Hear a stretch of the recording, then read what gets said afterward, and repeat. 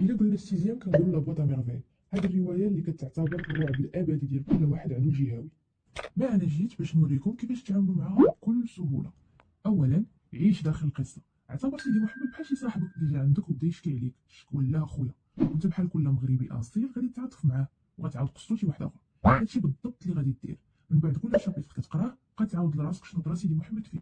ثانيا لخص من البدايه، ما تسمحش حتى يقرب شهر 5 ساعات تقلب على الملخصات. قدام ودير تلخيص ديال كل شابيتر قريتيه. ثالثا ماشي مهم تقرا الرومون كامله، وياه يكفي تعرف غير الاحداث المهمه والشخصيات، خصوصا سيدي محمد، وهذا الشيء كامل غادي تلقاوه في لاباج عن قريب.